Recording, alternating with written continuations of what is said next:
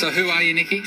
My name is Pandora, and my box today is a box of questions, mostly from the UK, it has to be said. So thank you, everyone in the UK and Australia as well. You've been flooding my Instagram with Ask Me Anything. So I've picked a whole bunch of them, and until Pete waves at me and tells me we're done, I'll answer as many as possible. And you know I'm very honest, so you know this could end up in the Daily Mail. Anyway, am I going to the UK soon? There are no plans for me to go to the UK at the moment, but let me tell you, if the phone call comes for a guest spot on EastEnders, I'll be the first one in the queue at the airport. I'm obsessed. Hey, wouldn't that be a good crossover? No, Sarah listen, Beaumont goes to EastEnders. Because I have a massive crush on Keanu, and he has a mother and a daughter pregnant at the same time. It's like Days of Our Lives.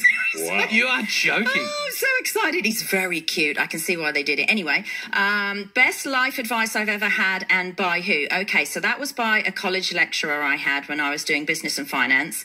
And I was sort of musing, because I'm from the countryside, I was musing about moving to London and changing my life. Moving to where? London. London. She's moving to London. And having a big city in England. And having a big change. God, I love London. I miss you, London.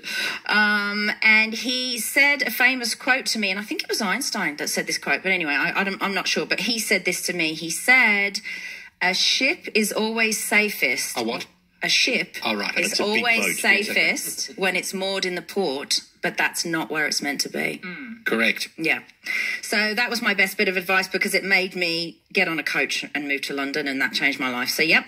Who would I be in a past life? I think I would be a dominant warrior female who wielded power over men. What do you think, Pete? Xena. I reckon Xena. What do you mean a previous life? That happens now, doesn't it? Well, it does, but, you know, that's for private consumption, Pete. What bothers me in the world today? It bothers me in the world today. How long have we got? Well, there's a whole bunch of stuff. I am one of life's whingers, the whinging pom here in Melbourne. But I don't like how proactively mean people seem to be to each other, and they're happy, they enjoy it, you know, like bullying and all that. I agree with that. That's a really good point. I've never understood it. Why I want everyone I know to be happy, and that will make me happy to know I don't have to worry about them selfishly, and that they're happy and their lives are going well.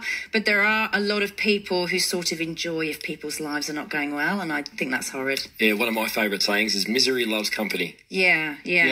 So have I ever had an out-of-body experience? Sadly, yes. Not very pleasant.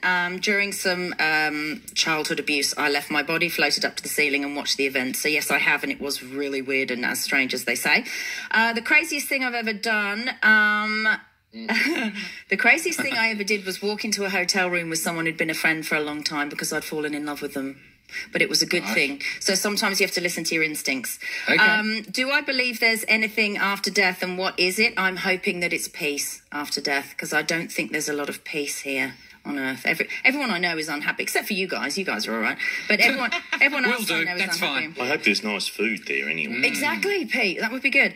Big ribeye steak. What's the most embarrassing thing that's ever happened to me? This is a good one. So I was on a school trip in the 80s, and because it was the 80s, I was wearing my Wham T-shirt. And choose life. Everyone had one of them. And my white jeans, and I had some little white pumps on, and we were going on a visit to a big farm, which wasn't that super exciting to me because I grew up in the countryside. But anyway, we were going to see, talking of milk, funnily enough, all the cows and everything. Dairy cows? Dairy cows in the shed. Unfortunately, one of them had eaten something that had disagreed with it, and it had what can only be described as a monumental shat. Your white pumps and white jeans aren't going to stay white for long. I was stood behind it because I thought it was cute the way its tufty little tail was... swishing around. So rather than you pulled its tail? No, I was just looking at it. Anyway, it hit the floor and it sprayed up me. And it was like something out of the Goodies, seriously. You couldn't have set it up better if you tried. Goodies. And so they had to get newspaper from the farmer and put it all over the front seat near the front window in the coach on the way home. And I had to sit alone, obviously. No one was going to be sitting with me. And I stank. And I think that started off maybe 2 years of bullying about me being covered in cow diarrhea. So, yeah, that was pretty embarrassing. Would I rather be hideous or illiterate? That's a good one. Isn't it? Isn't it, Lillian? So I said I'd rather be hideous because sometimes my thoughts are my only friend. And I don't know what I'd do without them, you know. And also, you know, if you're good at makeup, you can fix it up. If I could be given the date of my death, would I want it? Yes, because I don't like surprises and I would like to make the most of every day. My son says this. He says to my mum, he says, Nan, would you like to know when you're going to die or how you're going to die? No, well, not how. I don't want to know how. I don't want to know either. Okay, where should we... I've got a minute left. Best night out I've ever had with Flo and a story to go with it. That was That's a segment in itself. No, that was when Flo and I parked in a multi-storey car park in Melbourne, went to an event. When we got back, people had parked so close to us on either side we couldn't get in the doors and had to climb through the back. And I'd had rather a lot of wine, and honestly, it was the funniest thing I've ever seen. Tears were rolling down my face. I'd managed to squeeze in the side door to the passenger seat, but Flo decided to go around the back. So to see her all dressed to the nines in sexy thigh-high boots climbing through with her legs in the air back of the Golf the visual. My whole life, that will be one of the funniest things that ever happened to me. So that was really good.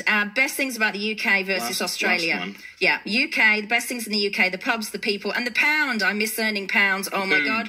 Australia, best three things, the weather, the people, and radio. Yeah. Okay, Thanks, Nicola. guys. Well done. Coming up on the show, we've got People Are Strange.